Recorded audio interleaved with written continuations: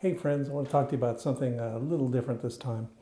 As many of you are aware, I am a biologist of the evolutionary persuasion, but I am also one of those horrible SJWs, a social justice warrior.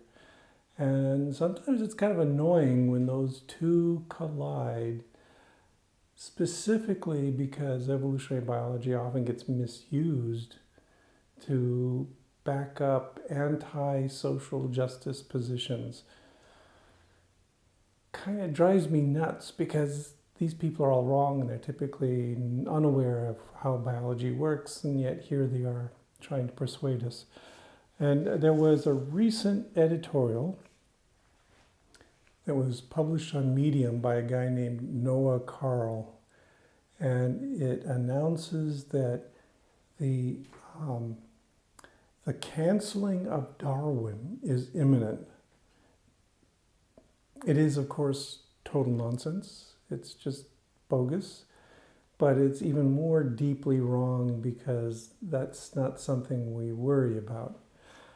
So let me tell you a little bit about this essay. It's by Noah Carl. And what he writes, let me just read a little bit of it to you first. He says, recent weeks have witnessed the defenestration not only of Confederate generals, slave traders, colonialists, founding fathers, and Union generals, but of many academic luminaries as well. The following scientists and philosophers have all been subjected to actual or attempted defenestrations. He really likes the word defenestration. It's kind of a weird, peculiar thing. But anyway, so he lists Sir Francis Galton, Sir Ronald Fisher, Carl Pearson, Clarence Cook Little, Carl Vogt, Edward Drinker Cope, J. Marion Sims, H.C. Yarrow, Carl Linnaeus, and David Hume. They've all been canceled or tried to be canceled, or as he uses synonymously, defenestrated. This is a weird list, and it's a weird subject to be concerned about.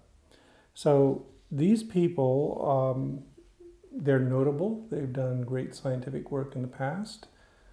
They're all dead. That's one thing about them. But what he is concerned about is that we're not giving them the proper respect, and we're doing things like tearing down the statues and monuments to them, which I say, oh, good. So what is the problem here? What is he concerned about? So who are these people? So first of all, Sir Francis Galton. Francis Galton, of course, was an important person in statistics. He was Darwin's cousin. He was also kind of a jerk. He was one of the founders of eugenics. I think he's actually the guy who coined the term eugenics. He's, in general, not a very nice guy, but he did a lot of statistics, so you don't forget about him. Sir Ronald Fisher, oh man, there's a big name for you.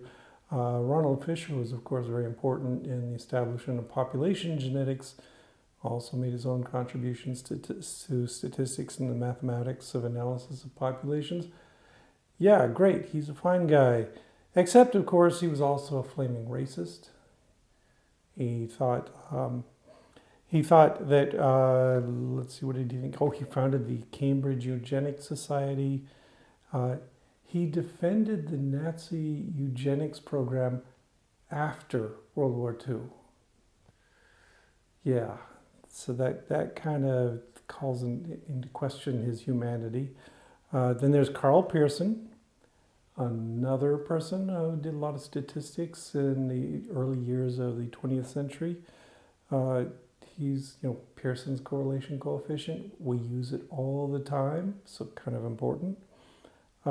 Pearson thought there ought to be a war between the races, a war against the inferior races who would naturally lose because white people are superior, and he called Jews a parasitic race. Yeah, problematic to put it mildly. Clarence Cook Little, another interesting case. Clarence Cook Little was a smart geneticist. He worked at Cold Spring Harbor in the 1920s. And those of you who know your history know that Cold Spring Harbor was kind of a center of eugenics, just a hotbed of these ideas that the Nazis also adopted. So that's not a good place to have come from. Although, again, that shouldn't be a strike against him. He was a pioneer of mouse genetics, so he did good work. But later, he was the scientific director for the tobacco industry. He was arguing that cigarettes are just fine. What are you worried about with these cigarettes? Some of the other people he listed, Linnaeus. Linnaeus is kind of central to taxonomy. He's an important figure in the history of science. But unfortunately, he also canonized racial distinctions between human beings. He classed some people in Africa, some groups in Africa, as Homo monstrosus monarchidae. That is, translates as monsters with one testicle. Okay, but not Homo sapiens, obviously. And David Hume, yeah, I love me some David Hume. He's got some great ideas. But in addition, he also thought Europeans were superior to non-white people. So this is not a good thing. So the question is, here are these people, they had terrible, terrible ideas. Do they deserve to be canceled, whatever that means? And I would say, yeah, why not? We shouldn't be putting these people on pedestals, okay? That's just the way things are. But here's what Noah Carl is asking. He was asking, was Darwin just as bad as these other people? And much of his article is a long list of excerpts from things like the Origin of Species, Descent of Man, etc., that reveal that Charles Darwin had some very unsurprisingly regressive views, that he also had a diminished opinion of races other than Europeans. So this is, yeah, you hate to say it, but Charles Darwin was relatively enlightened for his time, but at the same time, that isn't saying much, okay? The yardstick was set very low. It was pretty easy to jump over to be better than the majority of people in Western Europe in the Victorian age. And Charles was just a typical Victorian, a typical bourgeois Victorian who had his own ideas about the superiority of the English people, etc., etc., etc. So then, should he be canceled? Sure, yes, because I don't know what canceled means. So far, the impression I get is that being canceled means they don't put up statues celebrating your very existence. Doesn't seem like a bad thing at all to me to not do that. Let's get on. What's his final paragraph? Yes. In his final paragraph, this Noah Carl fellow says, once again, something about defenestration. Yeah, he's saying, okay, you're either going to keep these people on their pedestals or you're going to have to throw them out. It's a classic false dichotomy to argue that you either have to honor these scientists in their totality without regard for the problems they have, or you have to throw them out the window. How about if we just honor some of their ideas, some of their good ideas, and reject some others, and don't create vast monuments to them? That's my feeling about this. This is a ridiculous thing to be concerned about, to be fretting over whether somebody deserves to have a colossal statue put in some prominent place for them. How about we just say no? You know, these are all people that I have mentioned in my classes. It doesn't bother me at all to talk about them. I talk quite a bit about Francis Galton and his contributions into 19th century biology, but at the same time, I also point out, yeah, he was a horrible eugenicist and sexist too. There's a whole bunch of things wrong with Francis Galton, and also some good things that he did. How about if we teach the totality of this?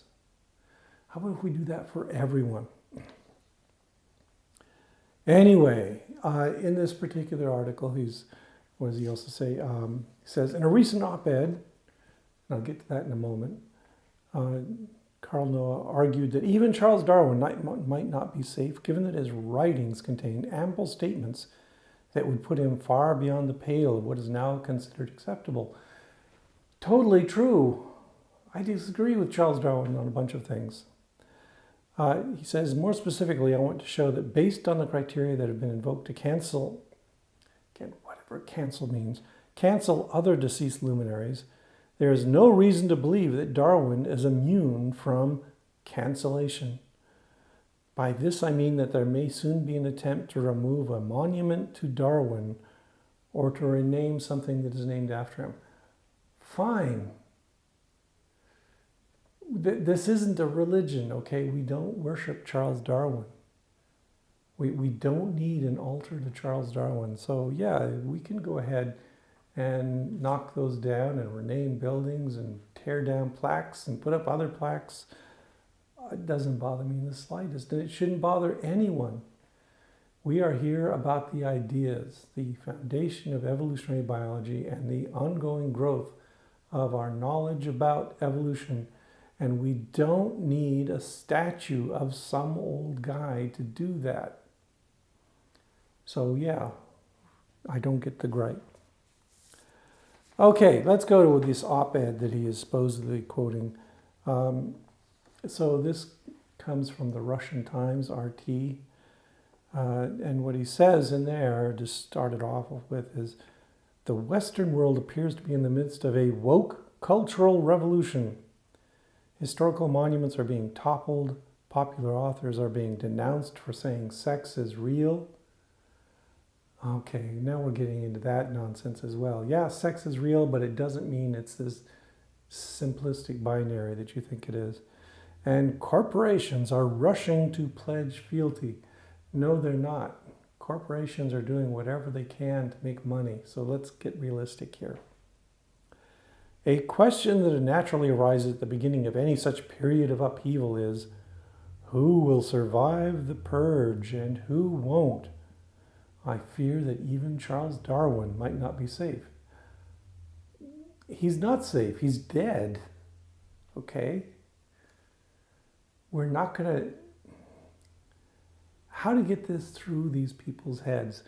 We're not going to be pledging fealty to Charles Darwin. We're not going to be throwing up monuments to various scientific idols.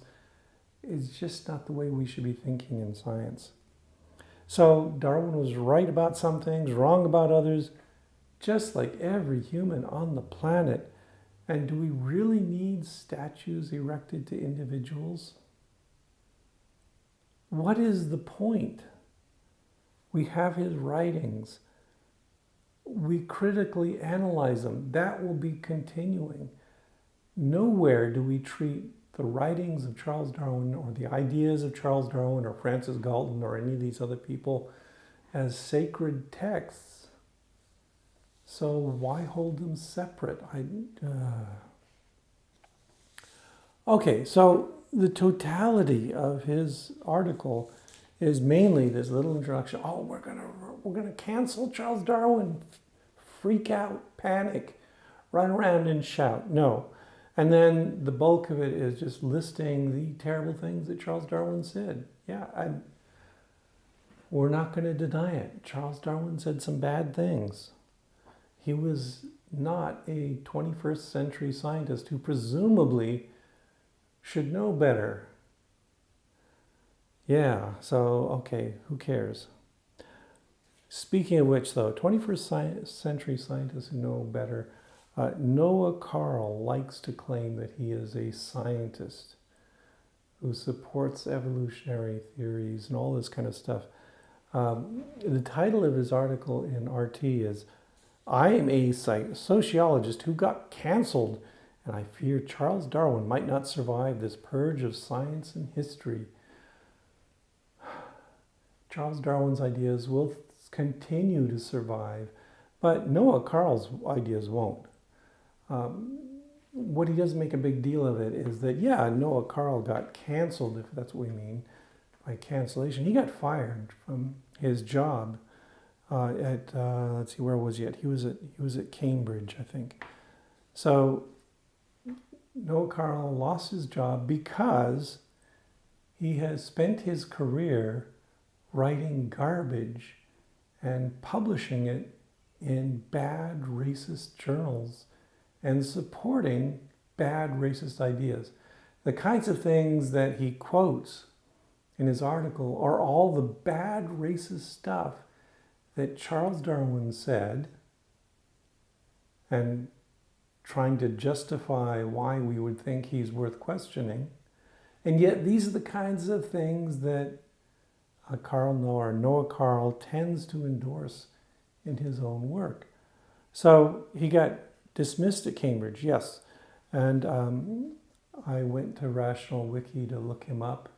And they've got quotes from the investigation into his work. And I just want to read those to you. So, St. Edmund's College has today announced the outcome of the investigations it launched into the appointment of the Toby Jackman Newton Trust Research Fellow, Dr. Noah Carl. The college launched 2 separate formal investigations following complaints made by its student body, the Combination Room, at the end of November last year. Following Dr. Carl's arrival in college, matters emerged about some of his activities and connections, linking him to far-right extremists. And the Combination Room questioned how he had come to be appointed by the college. The college's formal investigations have overall upheld the majority of the Combination Room complaints. At a special meeting of the college's governing body today, the governing body voted to adopt the findings and recommendations contained in the reports. The college has terminated Dr. Carl's appointment to the research fellowship. Oh, okay. So Dr. Carl got fired for advancing racist positions, obsolete racist positions that might have been commonplace in the 19th century, but we should reject at this time. So he was doing things like publishing in journals that are only publishing racist garbage, advancing racist ideas, stuff that no legitimate biologist would nowadays endorse. And he's doing this as a sociologist, and I just have to say, the sociologists I know would not endorse these ideas either. So yes, he got canceled. And I will just say that if Charles Darwin were alive today and he were endorsing the same ideas that Noah Carl was pushing as a fellow at Cambridge, then Charles Darwin ought to be fired too. There ought to be a big cancellation. And in fact, if you were endorsing those ideas now, I imagine the outcry would be so great that nobody would think of erecting monumental statues to him. It's the same as with James Watson. James Watson held a lot of these ideas, a milder version of the ideas that Charles Darwin held, and he got canceled too for a good reason. So if you're going to complain about this, tell me what cancellation means to you, especially in the context of Charles Darwin. Yeah, we're going to be critically examining his views. That's kind of a given in science. People will question whether it's appropriate to have monuments to this guy erected. And I'll say the same thing. Let's look into it. Does the good outweigh the bad? Is the bad so bad that we should sort of be embarrassed that we've got statues to him? These are legitimate questions to ask. Is that what's being done? Is that what you're complaining about? Then too bad. That's what's going to happen. We're going to look into these things and think about them, as we should, as scientists who are interested in reviewing the evidence. I kind of get the impression that Noah Carl would like to equate his self with Charles Darwin, and I'm sorry, Noah Carl, you are no Charles Darwin. You've got no positive contributions to outweigh the horrible ideas that you promulgate in public. Okay, let me stop there. First thing I want to do is acknowledge the patrons at Patreon who are supporting my work and sending me contributions. Thank you guys very much. You're going to see their names scrolling by right here. And I just thought that while I was doing, you'd look at some beautiful drone footage that I took the other day. These are images that I shot at the Morris Horticulture Display Garden just outside of town. It's a good time to do that.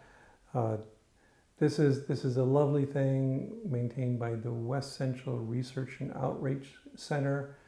That they just plant all this stuff, and the purpose of this is that you can come by and acquire horticultural information, gardening information on what grows well in our neighborhoods, what grows well in western Minnesota. So there's these beautiful flowers planted all over the place. There's all kinds of information available on what it grows well in the particular climate, the particular zone that we are in. And it's just pretty to walk around. I go there because, man, look at all this stuff laid out, all these diverse little environments, micro-environments scattered along here. I can look for spiders there. It's a great place for finding spiders, in case you're interested in that kind of thing. I think most people go there to look at the pretty flowers, saunter through the gardens, look at all the things that are growing there, see what people are doing there, get good ideas. Okay, I don't do much gardening, but I go there with my wife, and that's what she's interested in.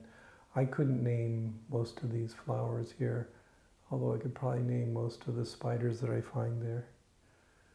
Oh, and as I'm saying this here in my room, I'm looking up, and there's a spider walking across the wall. From here, it looks like a jumping spider of some sort, but I can't, it's probably Salticus seneca. They're pretty common around here. Anyway, just so you know, this is where I live. Got beautiful stuff to look at. Got beautiful people making donations to help me do this. Keeping the dream alive, right?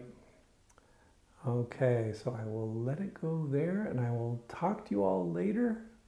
I'll find something else to complain about next time. Farewell. Have a good time.